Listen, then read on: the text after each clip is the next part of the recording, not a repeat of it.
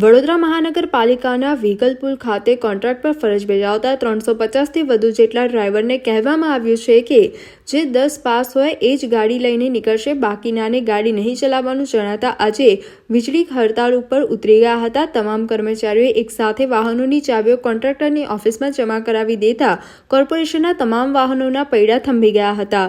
કર્મચારીઓ હડતાળ ઉપર ઉતરી જતા કોન્ટ્રાક્ટ સુપરવાઇઝરે વહેલી તકે કર્મચારીઓના પ્રશ્ન હલ કરવાની હૈયાધારણ આપી હતી। ડ્રાઈવરોનું કહેવું છે કે અમને 10 પાસ હોય તે જ ગાડી ચલાવી શકે કહેવામાં આવ્યું હતું। 350થી વધુ ડ્રાઈવરો, જેની અંદર 10 થી 15% ડ્રાઈવરો 10 પાસ હશે, ત્યારે ફરમાન આપ્યું છે કે 10 પાસ હોય એને જ ગાડી ચલાવવી। એનો મતલબ 10 થી 15%ને છોડી બાકી રહેલાને છુટ્ટી કરી દેવામાં આવશે। જો એવું શક્ય થાય તો 80% લોકો બેરોજગાર થઈ જાય।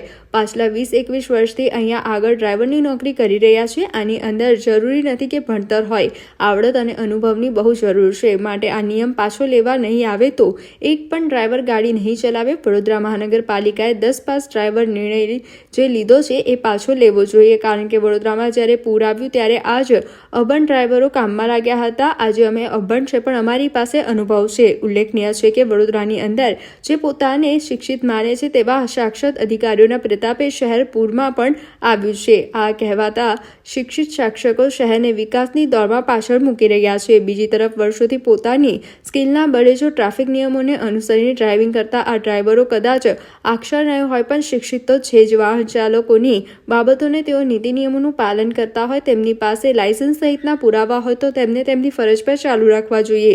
બાકીના શહેરના જે હાલના ચાલકો છે, જે પોતાને શિક્ષિત અને સાક્ષર કહે છે, તેમને ડિગ્રીઓ હોવા છતાં તેઓ શહેરને સારા ગુણવત્તાયુક્ત રસ્તા, શુદ્ધ પાણી સહિતની પ્રાથમિક સુવિધાઓ આપી શકવામાં નાપાસ રહ્યા છે।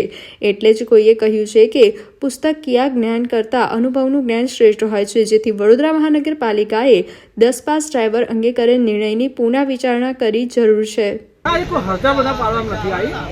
વડોદરા મહાનગરપાલિકામાં એક નવા વર્ષનો નવો નિયમ લાગુ કરવામાં આવે છે।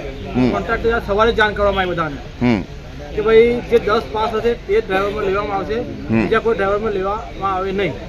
સવારે કોન્ટ્રાક્ટર દ્વારા બધાને સમજાવવામાં આવી, એટલે જે અભણ ડ્રાઈવરો એને ગાડી ચલાવવાનો અનુભવ તો આજે 20-21 વર્ષનો અનુભવ છે એ લોકોને, પણ એમની પાસે બધા સર્ટી નથી ભણતરનું, એટલે એ લોકોને આજે એ લોકોને ગાડી પર કોઈને છડવા ના દીધા।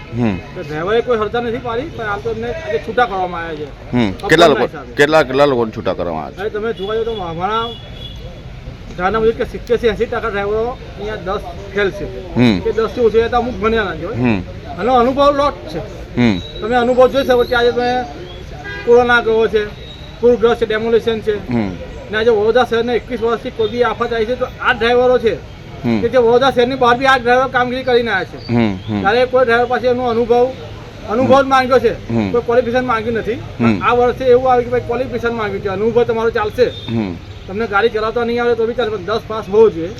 એટલે કાયદાનો અમલ કરવા માટે કોન્ટ્રાક્ટર છે આજે સવારે આવીને આ ડ્રાઈવરોને અહીંયા છૂટા કર્યા છે। આપણી શું માંગ છે? અમારી એક જ માંગ છે માન્ય કમિશનરને, મેયરશ્રીને, કે આ જે ડ્રાઈવરો છે આજે 21 વર્ષથી વડોદરા શહેરની સેવા કરી રહ્યા છે, ને એ સેવાના હિસાબે એમના ઘરનું રોજીરોટી ચાલી રહી છે। આજે એમના એક પરિવારમાં 4 માણસ હોય છે, એમના પરિવારનું પાલન પોષણ કરી રહ્યા છે।